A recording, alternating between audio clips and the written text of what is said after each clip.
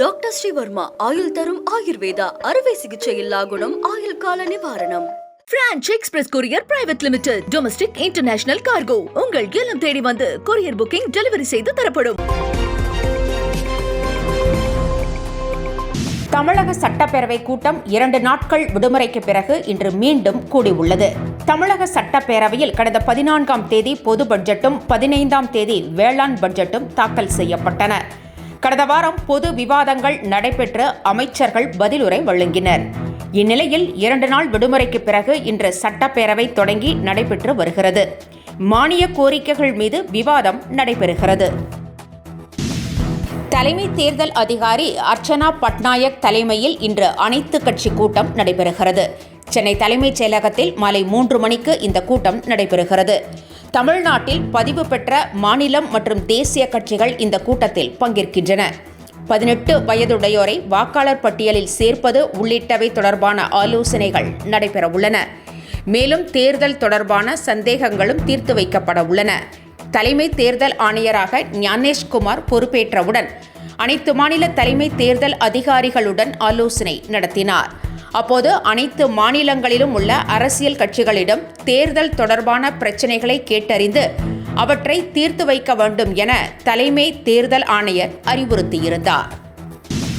தெரு நாய்களை கட்டுப்படுத்த 20 கோடியில் கருத்தடை மையங்கள் அமைக்கப்பட உள்ளதாக அமைச்சர் முத்துசாமி தெரிவித்திருக்கிறார். தெரு நாய்கள் கடிப்பதால் ஆடு மாடுகள் உயிரிழக்கும் நிகழ்வுகள் நடைபெறுகின்றன. இதற்கு இழப்பீடு வழங்கப்படும் என சட்டப்பேரவையில் அண்மையில் அறிவிக்கப்பட்டது. இதற்காக விவசாயிகள் நன்றி அறிவிப்பு கூட்டத்தை ஈரோட்டில் நடத்தினர். கூட்டத்தில் கலந்து கொண்ட அமைச்சர் முத்துசாமி பின்னர் செய்தியாளர்களிடம் பேசினார். தெரு நாய்களை கட்டுப்படுத்துவது தொடர்பாக தமிழக அரசின் பட்ஜெட்டில் சுமார் 20 கோடி ரூபாய் ஒதுக்கப்பட்டு 100 இடங்களில் தெருநாய் கருத்தடை மையங்கள் அமைக்கப்படும் என அமைச்சர் அறிவித்தார். திமுகவில் யாரும் படித்துவிட்டு அரசியல் அதிகாரத்திற்கு வரவில்லை என அண்ணாமலை சாடியுள்ளார். மத்திய அரசின் தேசிய கொள்கையை அமல்படுத்திட வலியுறுத்தி திருச்சி ராணுவ மைதானத்தில் பாஜக சார்பில் பொதுக்கூட்டம் நடைபெற்றது. அதில் பேசிய அண்ணாமலை ஏழை மாணவர்களுக்கு சமமான கல்வியை வழங்க மறுக்கும் திமுகவிற்கும் திமுக அரசுக்கும் கண்டனம் தெரிவிப்பதாக குறிப்பிட்டார். திமுக மேடையில் எல்லாம் ஆபாச பேச்சுக்கள் தான் இருக்கும் என்றும் அதற்கு கைதட்ட 100 பேர் இருக்கிறார்கள் என்றும் அண்ணாமலை கூறினார்.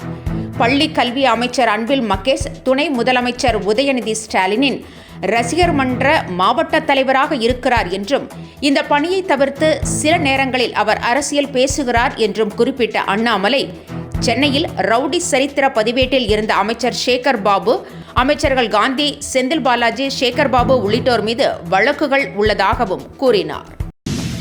கச்சத்தீவு அருகே நடுக்கடலில் மீன்பிடித்துக் கொண்டிருந்த தமிழக மீனவர்கள் 7 பேரை இலங்கை கடற்படையினர் சிறைப்பிடித்தனர். பின்னர் அவர்களை எச்சரித்து அறிவுரை கூறி வழக்கு பதிவு செய்யாமல் அனுப்பி வைத்தனர். அவர்கள் சென்ற படகும் சிறைப்பிடிக்கப்படவில்லை. ராமேஸ்வரத்தில் இருந்து நேற்று முன்தினம் 400க்கும் மேற்பட்ட படகுகள் 2000க்கும் மேற்பட்ட மீனவர்கள் கடலுக்கு மீன்பிடிக்கச் சென்ற போது இந்த நிகழ்வு நடைபெற்றது. விதிகளை மீறி செயல்படும் சாயப்பட்டறை ஆலைகள் மீது கடும் நடவடிக்கை எடுக்கப்படும் என அமைச்சர் தங்கம் தென்னரசு எச்சரித்திருக்கிறார். சட்டப்பேரவையில் இன்று இது தொடர்பான கேள்விக்கு பதிலளித்த அமைச்சர் வட்டங்களை பிரிப்பது தொடர்பான கோரிக்கைகளை பல உறுப்பினர்கள் முன்வைத்திருப்பதாகவும் இந்த கோரிக்கை கவனத்தில் எடுத்துக்கொள்ளப்படும் என்றும் தெரிவித்தார். பவானிசாகர் ஆற்றங்கரை ஓரத்தில் சாயப்பட்டறை அமைக்க வழங்கப்படும் அனுமதியை ரத்து செய்ய வேண்டும் என உறுப்பினர் செங்கோட்டையன் எழுப்பிய பிரச்சினைக்கு பதிலளித்த அமைச்சர் இது தொடர்பாக அந்த பகுதி கண்காணிக்கப்பட்டு வருவதாகவும் விதிமுறைகளை மீறும் ஆலைகள் மீது நடவடிக்கை எடுக்கப்படும் என்றும் எச்சரித்தார். போக்குவரத்து ஊழியர்களுக்கு கோடை வெப்பத்தை சமாளிக்க உதவும் முன்னெச்சரிக்கை நடவடிக்கைகளை அரசு எடுத்திருக்கிறது. அனைத்து போக்குவரத்து கழகங்களுக்கும் இது குறித்து அறிவுறுத்தப்பட்டுள்ளது.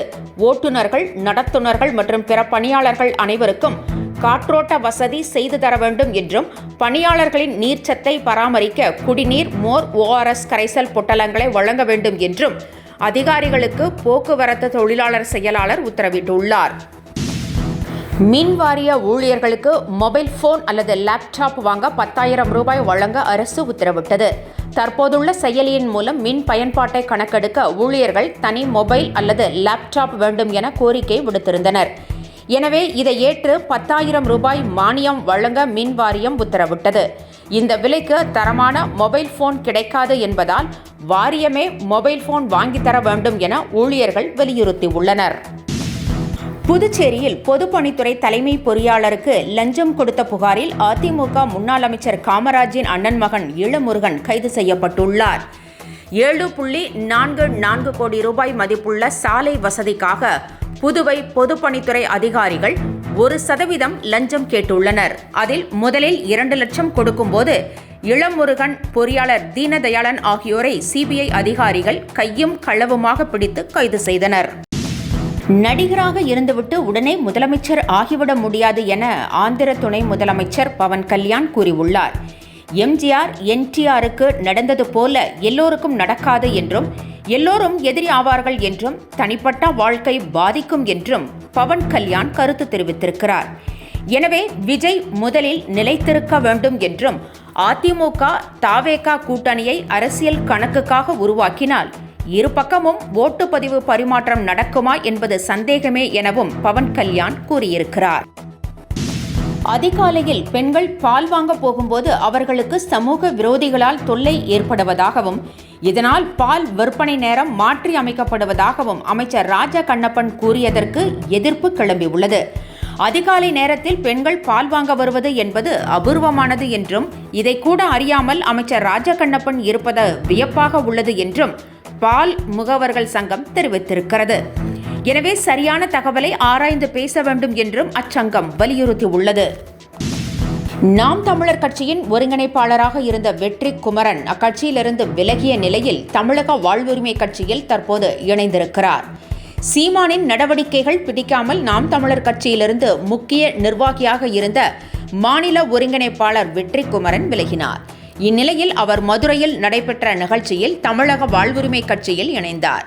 கூட்டத்தில் பேசிய வேல்முருகன், திமுக கூட்டணியில் இருந்து விலகுவது குறித்து இன்னும் முடிவு செய்யப்படவில்லை என்றும், தன்னுடன் இருக்கும் அமைப்புகளை கேட்டு முடிவு எடுக்கப்படும் என்றும் தெரிவித்தார்.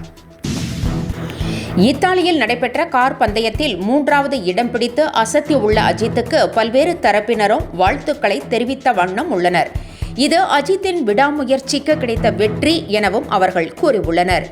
இந்நிலையில் அஜித்தை வாழ்த்தியுள்ள பேட்மிண்டன் வீராங்கனை PV சிந்து, எப்போதும் மூத்த சகோதரராக இருக்கும் அஜித்துக்கு வாழ்த்துக்கள் என்றும், அஜித் அண்ணா இது வெற்றியை நோக்கிய இன்னொரு படி என்றும் வாழ்த்தியிருக்கிறார்.